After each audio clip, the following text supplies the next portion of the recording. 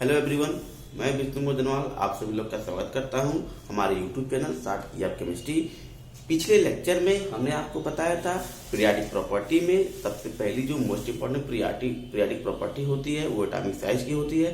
तो मैंने पिछले क्लास में आपको बताया था कि किसी भी पीरियाडिक टेबल में जो ट्रेंड होता है अक्रॉस द पीरियड और डाउन द ग्रुप, उसमें एटॉमिक साइज का क्या ट्रेंड होता है, कब एटॉमिक साइज डिक्रीज करता है और कब एटॉमिक साइज इंक्रीज करता है, विद रीजन और विद एक्सप्लेनेशन मैंने आपको उसमें डिस्कस करके रखा है। ठीक है, आप उसे देख सकते हैं, पढ़ सकते हैं। अब हम अगला जो मोस्ट इंपॉर्टेंट पीरियाडिक प्रॉपर्टी होता है उसे हम कहते हैं आयनाइजेशन एनर्जी। आयनाइजेशन एनर्जी बहुत सिंपल सा फंडा होता है, इसमें आपको बहुत ज्यादा दिमाग नहीं लगाना है। इसकी हम डिफिनेशन देख लेते हैं और डिफिनेशन के बाद इसका हम वेरिएशन देख लेते हैं कि पीरियाडिक टेबल में अक्रॉस द पीरियड क्या इसका वेरिएशन है, घटता है कि बढ़ता है, और डाउन द ग्रुप क्या इसका वेरिएशन है, घटता है कि बढ़ता है। तो बहुत सिंपल वे में हम समझते हैं। तो सबसे पहले हम बात करते हैं इसकी डिफिनेशन का कि इसकी डिफिनेशन को हम किस प्रकार ऑप्शन करते हैं। तो दोस्तों, किसी भी पर्टिकुलर पॉइंट को डिफाइन करने के लिए सबसे पहले आपको ये चीज ध्यान में रखना होता है कि उसका वर्ड मीनिंग क्या है।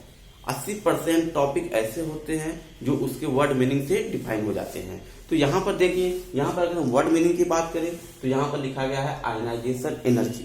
तो एनर्जी तो आप लोग जान ही रहे हैं, हमें मतलब है आयनाइजेशन से। तो आयनाइजेशन मतलब क्या होता है कि किसी भी एटम या एलिमेंट को आयनाइज करना। जैसे मान लीजिए कि आपका ये कोई एटम है, एम मैंने लिया है गैसीय स्टेट में, ये आप एम प्लस में जब इसको कर देंगे ये कैटायन में कन्वर्ट हो गया, ये यूनिपॉजिटिव आयन में कन्वर्ट हुआ। तो जो एनर्जी रिक्वायर्ड हुआ उसे हम क्या कहेंगे, आयनाइजेशन एनर्जी। मतलब कि किसी भी gaseous atom, isolated gaseous atom को आयनाइज करने में जितनी एनर्जी रिक्वायर्ड होगी उसे हम क्या कहेंगे, आयनाइजेशन एनर्जी। तो ये तो एक समझाने के लिए सिंपल मेथड हो गया। अब हम देखते हैं लॉजिकली क्या होता है। It may be defined as the amount of energy required to remove an electron from the valence shell या आउटर मोस्ट सेल भी आप बोल सकते हो, क्योंकि सबसे बारीक अच्छा वाले इलेक्ट्रॉन को हम वैलेंस सेल इलेक्ट्रॉन या आउटर मोस्ट सेल इलेक्ट्रॉन कहते हैं। Valence shell of an isolated gaseous atom. तो ये इसका डेफिनेशन हो गया। अब हम देखते हैं कि हम कैसे इसको अप्लाई करते हैं। तो इससे मैं आपको पिक्चर देना चाहता हूं कि एक डायग्रामिक पिक्चर में आप कैसे इसको समझ और डिफाइन कर सकते हैं। तो देखिए, ये तो बहुत सिंपल है, इसको हम मिटा देते हैं, अभी आगे इसको देख चलेंगे। अब हम देखते हैं, बनाते हैं डायग्राम टाइप का, जिसे आप देख के ऑटोमेटिक बता देंगे। उसका डेफिनेशन आपको याद करने की जरूरत नहीं पड़ेगी, आप तुरंत उसको देख के उसके बारे में बता सकते हैं। तो चलिए देखिए, यहाँ पर हम बनाते हैं आइसोलेटेड गैसियस एटम। ये आपका कोई एटम हो गया, इसे हम नाम देते हैं आइसोलेटेड गैसियस एटम। ये इसका आउटर सेल हो गया, इसमें इलेक्ट्रॉन है पहले से ही, इलेक्ट्रॉन तो रहते ही हैं। मान लीजिए कोई भी इलेक्ट्रॉन होगा, इसमें कितने भी इलेक्ट्रॉन हो सकते हैं, ये हम डिफाइन नहीं करेंगे। हमें क्या करना है, ये इलेक्ट्रॉन है। अब ये इलेक्ट्रॉन हमें क्या करना है, बाहर निकलना है। तो ये मान लीजिए ये इलेक्ट्रॉन बाहर निकल के यहां आ गया। अब ये इलेक्ट्रॉन अपने आप तो बाहर आएगा नहीं, जैसे ही ये इलेक्ट्रॉन आप बाहर निकालेंगे तो एनर्जी देंगे। तो यहां पर क्या होगा, एनर्जी रिक्वायर्ड। ओके, तो हम देखते हैं it may be defined as the amount of energy. ये क्या है, amount of energy required to remove, electron बाहर निकल रहा है, टू रिमूव एन इलेक्ट्रॉन। कहां से निकल रहा है electron, from the valence shell. Electron कहां से निकल रहा है, from the valence shell of an isolated gaseous atom is known as ionisation energy. तो हम फिर से समझिए, आयनाइजेशन एनर्जी में be defined the amount of energy required, माने आप ई अगर इसको मानते हैं तो the amount of energy required to remove an electron. कहां से इलेक्ट्रॉन निकल रहा है, from the outer most shell of an isolated gaseous atom. तो ये पूरा सिस्टम होता है जिसे हम देखते हैं। तो इसको एनर्जी को हम बोलते हैं आयनाइजेशन एनर्जी। अब देखिए, अगर आप एक इलेक्ट्रॉन को निकालते हैं तो उसे बोलते हैं फर्स्ट आयनाइजेशन एनर्जी। ऐसा नहीं है कि आउटर सेल में केवल एक ही इलेक्ट्रॉन है, आउटर सेल में तो 1 2 3 4 5 6 कितने भी इलेक्ट्रॉन हो सकते हैं। तो आप जैसे 1 बाय 1 आप इलेक्ट्रॉन निकालते हैं वैसे वैसे उसका डेफिनेशन IE1 IE2 IE3 के टर्म्स में आगे बढ़ता चला जाता है। अगर आप पहली इलेक्ट्रॉन निकालते हैं तो IE1 बोलेंगे, दूसरी इलेक्ट्रॉन निकालते हैं तो IE2 बोलेंगे, तीसरी इलेक्ट्रॉन निकालते हैं तो आप उसे IE3 बोलेंगे। तो यहाँ पर देखिए, तो हम इसे एक प्रकार से और डिफाइन कर सकते हैं। एक डिफिनेशन और हो सकता है इसका कि किसी भी आइसोलेटेड गैसियस एलिमेंट को आयोनाइज करने में, आयोनाइज में देखिए दोनों चीज आता है, कैटायन और एनायन, लेकिन इसके केस में हम क्या देखेंगे, केवल कैटायन के बारे में देखेंगे। क्योंकि आपको पता है कि आप किसी भी सिस्टम से अगर इलेक्ट्रॉन को बाहर निकालते हो तो उस पर पॉजिटिव चार्ज आता है, नेगेटिव चार्ज नहीं आता। अगर हम आयनाइज की बात करेंगे तो आयनाइज में आपका कैटायन एनायन दोनों आता है, लेकिन आयनाइजेशन एनर्जी के केस में हम हमेशा और हमेशा पॉजिटिव चार्ज को माइंड करते हैं। ठीक है, तो किसी भी सिस्टम से एक इलेक्ट्रॉन बाहर निकालने में जितनी एनर्जी रिक्वायर्ड होती है उसे हम क्या कहते हैं, आयनाइजेशन एनर्जी कहते हैं। ओके, तो अब देखते हैं, ये है एक सिंपल सा एग्जांपल हमने लिए हैं। कोई भी आपका आइसोलेटेड गैसियस एलिमेंट्स है, यहां से आपने एक इलेक्ट्रॉन निकाल दिया, ये आपका ऐसा हो गया। ठीक, तो जब आपने एक इलेक्ट्रॉन यहां से निकाला तो आप इसे क्या कहेंगे, IE1। IE1 मतलब एक इलेक्ट्रॉन बाहर निकाला गया है। अब ऐसा नहीं है कि इसमें बस एक ही इलेक्ट्रॉन होगा, अब आप इसमें से एक इलेक्ट्रॉन और निकाल सकते हैं। हमें रिलेशन देना होता है कि IE1 IE2 IE3 में किसकी वैल्यू ज्यादा है और किसकी वैल्यू कम है, और किसकी वैल्यू ज्यादा है तो क्यों ज्यादा है, कम है तो क्यों कम है। तो हम देखते हैं, ये एक पहले से यहाँ पे इलेक्ट्रॉन निकला हुआ है, यहाँ पर अभी कैटायन हो गया, अभी कैटायन में से एक इलेक्ट्रॉन और निकलेगा, now it will become M double plus electron. तो हम इसे क्या कहेंगे, IE2। अब ये फिर आएगा तो M डबल प्लस से जब एक इलेक्ट्रॉन और निकलेगा तो ये हो जाएगा आपका IE3। तीसरा इलेक्ट्रॉन जब हम निकालेंगे तो ये आपका M डबल ट्रिपल प्लस बन जाएगा और एक इलेक्ट्रॉन और हो गया। ऐसे डैश डैश करके हम आगे इसके, ये हम ट्रिपल प्लस से इलेक्ट्रॉन निकालेंगे, ये हम फोर्स प्लस हो जाएगा, वैसे वैसे करके हम देखते रहते हैं। दोस्तों अब हम देखते हैं कि ये IE1 IE2 IE3 IE4 तो क्लियर हो गया। अब हम देखते हैं IE1 IE2 IE3 IE4 में क्या रिलेशन डेवलप होता है। तो हम देखते हैं, सबसे पहले हम लिखते हैं साइज का आर्डर। साइज का आर्डर अगर हम लिखे तो आपको पता होगा कि जो कैटायन होता है वो अपने पेरेंट एटम से छोटा साइज होता है। जैसे कि अगर हम कंपैरिजन करें M का, जो M है तो इसकी साइज बड़ी होगी किससे, M प्लस से, और फिर इसकी साइज बड़ी होगी किससे, M डबल प्लस से, और इसकी साइज बड़ी होगी M ट्रिपल प्लस से। डैश डैश डैश करके ऐसे चला जाएगा। अगर इसको हम यहाँ मिटा देते हैं तो ये आगे और भी जा सकता है। डैश डैश डैश चला गया। अब देखिए, अब हम बात करते हैं कि ये सबसे बड़ा साइज किसका है, M का है। एक इलेक्ट्रॉन निकला उसका साइज घट गया, आगे एक इलेक्ट्रॉन और निकला उसका साइज और घट गया, एक इलेक्ट्रॉन और निकला उसका साइज और घट गया। तो हम इसको कैसे आइडेंटिफाई कर सकते हैं, यहाँ पर मैं एक बार डायरेक्ट लिख दे रहा हूं, इसके बाद मैं आपको उसका एक्सप्लेनेशन दे दूंगा कि क्यों होता है ऐसा। तो सबसे ज्यादा एनर्जी जो होती है IE3 की होती है, फिर उसके बाद IE2 की होती है, फिर इसके बाद IE1 की होती है। ठीक, या इसे हम ऐसे भी लिख सकते हैं, IE1 less than IE2, IE3 less than IE4 dash dash dash. मतलब कि जैसे जैसे आप इलेक्ट्रॉन निकालते चले जाएंगे वैसे वैसे उसका साइज छोटा होता चला जाएगा, और उसका साइज जैसे घटता चला जाएगा तो उसकी आयनाइजेशन पोटेंशियल या आयनाइजेशन एनर्जी की वैल्यू क्या होगी, बढ़ती चली जाएगी। अब हम देखते हैं रीजन ऐसा क्यों होता है।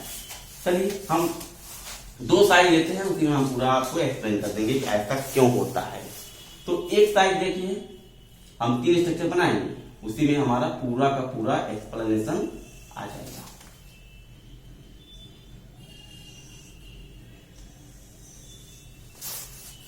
ये दोनों सेम हो गए हैं, मुझे इसे छोटा बनाना है।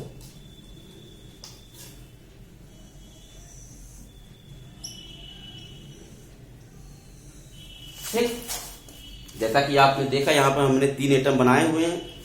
तो एक एटम क्या है, सबसे बड़ा साइज है, और दूसरा क्या है, उससे छोटा है, तीसरा क्या है, उससे भी छोटा है। हमें क्या निकालना है, इलेक्ट्रॉन निकालना है। ये केवल समझने के लिए है, इसे आप समझ सकते हैं आसानी से। ठीक है, अब देखिए आपको पिछले लेक्चर मैंने बताया था कि आप अक्रॉस द पीरियड जाते हो तो एटॉमिक साइज क्या होता है, डिक्रीज करता है। तो जब एटॉमिक साइज डिक्रीज करता है तो मैंने वहां पे आपको बताया होगा इफेक्टिव न्यूक्लियर चार्ज क्या होता है, फोर्स ऑफ अट्रैक्शन क्या होता है, इफेक्टिव न्यूक्लियर चार्ज बढ़ने से फोर्स ऑफ अट्रैक्शन पे क्या इफेक्ट पड़ता है, बढ़ता है कि घटता है। हालांकि इफेक्टिव न्यूक्लियर चार्ज बढ़ने से फोर्स ऑफ अट्रैक्शन क्या होता है, बढ़ता है। और जब फोर्स ऑफ अट्रैक्शन बढ़ता है तो न्यूक्लियस और इलेक्ट्रॉन के बीच का जो डिस्टेंस है वो क्या है, वो घट जाता है अकॉर्डिंग टू कूलम्ब लॉ। जैसे कूलम्ब लॉ में आपको ये बताया गया होगा, मैंने पिछले लेक्चर में आपको बताया था। तो जैसे जैसे फोर्स ऑफ अट्रैक्शन की वैल्यू बढ़ती है वैसे वैसे डिस्टेंस की वैल्यू क्या होती है, घटती है। और जब डिस्टेंस की वैल्यू घट जाती है तो हम कहते हैं कि एटॉमिक साइज रिड्यूस हो रहा है या एटॉमिक साइज घट रहा है। कब, अक्रॉस द पीरियड। ठीक है, तो वही हम एग्जाम्पल यहाँ पे लिए। हालांकि यहाँ पे पीरियड है उसकी बात मैं नहीं कर रहा हूँ, मैं केवल और केवल एटॉमिक साइज डिक्रीज किया। जैसे कि यम की साइज सबसे बड़ी है, यम प्लस की उससे छोटी है, यम डबल प्लस की उससे भी छोटी है, यम ट्रिपल प्लस की सबसे छोटी है। तो अब हम वही मान लीजिए, यही लिखा गया है। ठीक है, अब देखिए ये इलेक्ट्रॉन है, ये इलेक्ट्रॉन आउटर सेल का है। अब ये न्यूक्लियस से कुछ न कुछ फोर्स ऑफ अट्रैक्शन से जुड़ा होगा, कुछ न कुछ जुड़ा होगा भाई। ये निगेटिव चार्ज है, ये पॉजिटिव चार्ज है, तो दोनों के बीच अनलाइक अनलाइक है, तो इनके बीच अट्रैक्शन फोर्स लगेगा, कुछ न कुछ इफेक्टिव न्यूक्लियर चार्ज होगा। अब हम देखते हैं, इसको माइंड में रखते हुए हम सब काम करते हैं कि अगर फोर्स बढ़ेगा तो ये डिस्टेंस क्या होगा, अगर फोर्स बढ़ेगा तो डिस्टेंस क्या होगा, घटेगा। ठीक है, अब यहां पर इलेक्ट्रॉन देखिए और यहां पर इलेक्ट्रॉन देखिए। तो जैसा कि आपको फिगर से ये चीज साफ साफ दिख रहा होगा कि जो बड़ा साइज है उसका इलेक्ट्रॉन न्यूक्लियस से ज्यादा दूर है। ज्यादा दूर है मतलब इनके बीच के जो इंटर आयनिक डिस्टेंस है वो क्या है, वो लार्ज है, वो लार्ज है। और इसके केस में क्या है, इसके केस में जो इंटर आयनिक डिस्टेंस, इंटर आयनिक मतलब पॉजिटिव चार्ज और निगेटिव चार्ज इलेक्ट्रॉन, ठीक है, इनके बीच का जो डिस्टेंस है वो इसके कंपेरिजन में क्या है, कम है, क्योंकि ये छोटा है। और इस केस में क्या है, इन दोनों के कंपेरिजन में इसके बीच का जो डिस्टेंस है न्यूक्लियस और इलेक्ट्रॉन के बीच वो क्या है, सबसे कम है। तो यहां पर अगर हम आर की बात करें तो आर की वैल्यू यहाँ पे सबसे कम है, यानी कि डिक्रीज कर रही है। तो हम लिख दिए, तो यहाँ पर आर की वैल्यू सबसे कम है। तो जब आर की वैल्यू अगर घट रही है तो फोर्स क्या होगा, यहाँ पर देखिए, अगर आर की वैल्यू अगर घट रही है तो फोर्स क्या होगा, फोर्स ऑफ अट्रैक्शन बढ़ेगा। यही रीजन है कि जब फोर्स ऑफ अट्रैक्शन बढ़ता है तभी आर घटता है। तो अब बताओ, यहाँ पर इस इलेक्ट्रॉन को न्यूक्लियस में ज्यादा फोर्स ऑफ अट्रैक्शन से जकड़ा हुआ है, इसको बॉन्डिंग किया हुआ है, इनके बीच जो बाइंडिंग हुई है, जो बाइंड अप हुआ है, फोर्स ऑफ अट्रैक्शन का जो बांड बना हुआ है, जिसे हम कहते हैं अट्रैक्टिव फोर्स। तो अट्रैक्टिव फोर्स इस न्यूक्लियस का इस इलेक्ट्रॉन पे क्या है, मैक्सिमम है, और इसका इससे कम है, इसका सबसे कम है। ठीक है, अब आप खुद सोच के बताइए कि कौन से इलेक्ट्रॉन को आप आसानी से बाहर निकाल सकते हैं। तो जो इलेक्ट्रॉन आसानी से बाहर निकलेगा उसकी आयनाइजेशन एनर्जी कम होगी। मतलब आसानी से बाहर निकलना का मतलब ये है कि आप उसे थोड़ा सा एनर्जी देंगे वो बाहर निकल आएगा। ठीक है, तो आप कम एनर्जी दे रहे हैं तो आयनाइजेशन एनर्जी क्या हुई, कम हो गई। अगर वही ज्यादा एनर्जी दे रहे हैं तो आयनाइजेशन एनर्जी क्या हुई, बढ़ गई। सिंपल सा फंडा है यहाँ पे। तो सबसे छोटा साइज इसका है और इसका इलेक्ट्रॉन इस न्यूक्लियस से ज्यादा अट्रैक्टिव फोर्स से जुड़ा हुआ है, तो आप इस इलेक्ट्रॉन को निकालने के लिए आपको ज्यादा एनर्जी देना पड़ेगा। क्यों, क्योंकि वहां पर ज्यादा फोर्स ऑफ अट्रैक्शन काम कर रहा है। उस फोर्स ऑफ अट्रैक्शन को जब तक आप ब्रेक नहीं कर देंगे तब तक इलेक्ट्रॉन बाहर नहीं आएगा। तो इस ज्यादा स्ट्रांग फोर्स ऑफ अट्रैक्शन मतलब जहां पे बॉन्डिंग हुई है तो आपको ज्यादा एनर्जी देना पड़ेगा। तो ज्यादा एनर्जी देना पड़ेगा तो आयनाइजेशन एनर्जी क्या होगी, हायर होगी। तो यहां पर जो फोर्स ऑफ अट्रैक्शन है वो है आपका मैक्सिमम, इसके लिए आपको हाई एनर्जी देना पड़ेगा, हाई एनर्जी देना पड़ेगा। तो इसका आयनाइजेशन एनर्जी क्या होगा, सबसे ज्यादा होगा, आयनाइजेशन एनर्जी बढ़ जाएगा। अब इसका साइज इससे कम है, जब इसका साइज इसका साइज इससे थोड़ा बड़ा है, तो जब इसके साइज बड़ा है तो इसका डिस्टेंस थोड़ा सा न्यूक्लियस और इलेक्ट्रॉन के बीच डिस्टेंस क्या हुआ है, बढ़ चुका है। तो जब न्यूक्लियस और इलेक्ट्रॉन के बीच डिस्टेंस बढ़ गया है तो फोर्स ऑफ अट्रैक्शन थोड़ा सा घट जाएगा। तो जब फोर्स ऑफ अट्रैक्शन थोड़ा घट जाएगा तो आप उसको इससे थोड़ा सा कम एनर्जी देंगे, तो इसका आयनाइजेशन एनर्जी क्या होगा, इससे थोड़ा कम होगा। अब इसका क्या है, सबसे कम होगा। क्यों, क्योंकि इसका एटॉमिक साइज बड़ा है और इनके बीच जो अट्रैक्शन फोर्स है वो इन दोनों की तुलना में सबसे कम है। जब फोर्स ऑफ अट्रैक्शन की वैल्यू घट गई है तो आप थोड़ा सा ही एनर्जी देंगे तो इलेक्ट्रॉन बाहर निकल जाएगा। तो थोड़े से एनर्जी देने से जब इलेक्ट्रॉन बाहर निकल जाता है तो उसे हम कहते हैं कि आयनाइजेशन एनर्जी क्या हुआ है, घट रहा है या घट गया या घट गया है, डिक्रीज हो गया है। तो देखिए सबसे ज्यादा साइज यम का है, फिर उसके बाद यम प्लस का है, फिर यम डबल प्लस का है, फिर यम ट्रिपल प्लस का है। ओके, तो अब देखिए जिसका साइज सबसे छोटा होगा उसका आयनाइजेशन एनर्जी क्या होगा, मैक्सिमम होगा। तो यहाँ पर देखो सबसे छोटा साइज इसका है तो इसका वैल्यू सबसे ज्यादा है IE3, IE2 देन IE1। यहाँ पर अगर हम देखें तो ये इंक्रीजिंग आर्डर है और ये साइज का डिक्रीजिंग आर्डर है। तो हमने कंक्लूजन क्या निकाला कि एटॉमिक साइज जब बढ़ता है तो आयनाइजेशन एनर्जी क्या होती है, घटती है, और जब एटॉमिक साइज घटता है तो आयनाइजेशन एनर्जी क्या होती है, बढ़ती है। ये आप लोग हमेशा याद रखिएगा, ये मोस्ट इंपॉर्टेंट आपका ट्रेंड है। हम वही देखते हैं, यही हमें बताता है। हम किसी भी पीरियोडिक प्रॉपर्टी को एक्सप्लेन करने के लिए, उसे समझने के लिए, उसे देने के लिए, उसकी वैल्यू बताने के लिए हम क्या कहते हैं, एटॉमिक साइज से उसको कोरिलेट करते हैं। अगर एटॉमिक साइज बढ़ेगा तो आयनाइजेशन एनर्जी घटेगा। क्यों? क्योंकि अगर एटॉमिक साइज बढ़ रहा है, मैं अगर इसको मिटा दूं तो थोड़ा सा और इसको मैं मॉडिफाई कर देना चाहता हूँ, और सिंप्लीफिकेशन है, हमारा काम है सिंप्लीफाई करना चीजों को। बाकी आप लोग के पास किताब होगा, बहुत सारे नोट्स होंगे, बहुत सारे वीडियो आप देखते होंगे, उसमें आपको बहुत सारी चीजें बहुत डिफरेंट वे में आपको बताई जाती है। लेकिन हमारा काम क्या है, हमारा काम क्या है, चीजों को मॉडिफाई करना, सिंप्लीफाई करना। तो हम देखते हैं यहाँ पर एटॉमिक साइज अगर बढ़ रहा है, अगर एटॉमिक साइज बढ़ रहा है तो फोर्स ऑफ अट्रैक्शन की वैल्यू क्या हो रही है, घट रही है। क्यों? क्योंकि उनके बीच डिस्टेंस जब कम रहेगा, जब डिस्टेंस अगर बढ़ेगा, अगर डिस्टेंस बढ़ेगा तो फोर्स ऑफ अट्रैक्शन क्या होगा, घटेगा। हम यहाँ देखेंगे तो अगर ये फोर्स ऑफ अट्रैक्शन घट रही है तो जेड इफेक्ट की जो वैल्यू है वो भी घट रही है। तो जब जेड इफेक्ट की वैल्यू घट जाएगी तो फोर्स ऑफ अट्रैक्शन भी घट जाएगी। और ये होगा कब, जब एटॉमिक साइज बढ़ेगा। और जब ये चीज हो जाएगा तो आयनाइजेशन एनर्जी की वैल्यू डिक्रीज हो जाएगी। एरो के नीचे जाना मतलब डिक्रीज हो रहा है, और ऊपर जाना मतलब इंक्रीज हो रहा है। यहाँ पे मैंने ऐसा बनाया हुआ है। इस केस में क्या होगा, एटॉमिक साइज घटेगी कब, जब फोर्स ऑफ अट्रैक्शन बढ़ेगा, ज्यादा खींचेगा, ज्यादा क्लोज आएगा, न्यूक्लियस के ज्यादा क्लोज आएगा, उनके भी साइज घट जाएगी। और यहाँ पर हम कहते हैं कि जेड इफेक्ट यहाँ पर भी बढ़ेगा। अगर जेड इफेक्ट बढ़ता है तो फोर्स ऑफ अट्रैक्शन बढ़ता है, और जब फोर्स ऑफ अट्रैक्शन बढ़ता है तो एटॉमिक साइज घटती है। एटॉमिक साइज जब घटेगी तो उनके बीच का एनर्जी ज्यादा होगा, इलेक्ट्रॉन को निकालने में आपको ज्यादा एनर्जी देना पड़ेगा। तो यहाँ पर ये चीज क्लियर हो गई। अब हम बात करते हैं पीरियोडिक टेबल में। पीरियोडिक टेबल में कब एटॉमिक साइज बढ़ता है और कब घटता है, ये मैंने आपको बता दिया है पिछले लेक्चर में। अब हम देखते हैं आयनाइजेशन एनर्जी के बारे में। तो अगर हम इसको मिटा देते हैं तो आप समझिए, अगर आप लोग इस वीडियो को पहली बार देख रहे हैं और आपको अगर वीडियो पसंद आए तो आप उसे सब्सक्राइब और शेयर कर सकते हैं।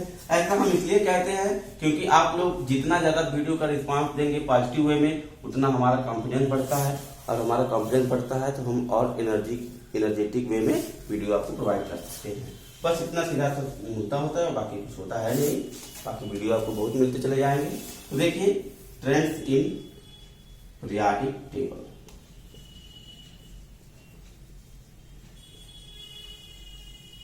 तो जब भी हम पीरियोडिक टेबल की बात करते हैं तो हम दो चीज देखते हैं, एक क्रॉस द पीरियड और down the group. Down the group मतलब इधर top to bottom, top to bottom space कम है लेकिन कोई दिक्कत नहीं है, तो चीजें इसी में इंक्लूड हो जाएंगी। जब हम पीरियोडिक टेबल में लेफ्ट राइट मूव करते हैं तो हम कहते हैं क्रॉस द पीरियड चल रहे हैं, और जब ऊपर से नीचे टॉप टू बॉटम आते हैं तो क्या कहते हैं, डाउन द ग्रुप चल रहे हैं। ठीक है। अक्रॉस द पीरियड क्या होता है, एटॉमिक साइज डिक्रीज करता है। तो जब एटॉमिक साइज डिक्रीज करेगा तो आयनाइजेशन एनर्जी क्या होगा, इंक्रीज करेगा। बस यही मुझे बताना है। और डाउन द ग्रुप क्या होता है, एटॉमिक साइज इंक्रीज करता है। एटॉमिक साइज जब इंक्रीज करेगा तो आयनाइजेशन एनर्जी क्या होगा, डिक्रीज करेगा। सीधा सा मुद्दा है। तो अगर आपको पीरियोडिक टेबल में जैसे बता दिया जाए सोडियम और पोटेशियम, तो सोडियम और पोटेशियम में अगर हम आयनाइजेशन एनर्जी की बात करें तो किसका ज्यादा होगा किसका कम होगा, ये आप देख सकते हैं। हम लेते हैं लिथियम, सोडियम और पोटेशियम। तो ये कौन सा वे है, ये डाउन द ग्रुप है, यानी कि डाउन द ग्रुप में एटॉमिक साइज क्या हो रहा है, इंक्रीज कर रहा है। जब एटॉमिक साइज इंक्रीज कर रहा है तो आयनाइजेशन एनर्जी क्या होगा, डिक्रीज करेगा। तो अगर हम लिथियम और सोडियम और पोटेशियम की बात करें तो इसमें सबसे ज्यादा आयनाइजेशन एनर्जी होगा लिथियम का, फिर होगा सोडियम का, फिर होगा पोटेशियम का, ऐसे करके चलते हैं। ठीक है, अब हम देखते हैं अक्रॉस द पीरियड। इसको मैं मिटा दूं या यही भी लिख देता हूं, कोई दिक्कत नहीं है। अक्रॉस द पीरियड का मैं आपको अगले लेक्चर में बताऊंगा, क्योंकि उसमें थोड़ा सा दो एक्सेप्शन भी होते हैं, तो मैं उसे एक्सप्लेन करने में ज्यादा टाइम लगेगा। तो अगले लेक्चर में हम उस एक्सेप्शन के साथ और कुछ ऐसे फैक्टर हैं जो आयनाइजेशन एनर्जी को अफेक्ट करते हैं, उसके बारे में हम चर्चा करेंगे कि वो किस वे में अफेक्ट करते हैं, कब बढ़ाते हैं, कब घटाते हैं। तो आज के लिए इतना ही, बाकी बातें मैं अगले लेक्चर में आपको प्रोवाइड करूंगा, जिसमें इलेक्ट्रॉन एफिनिटी और आयनाइजेशन एनर्जी का रिमेनिंग पार्ट अवेलेबल होगा। Okay, have a good day.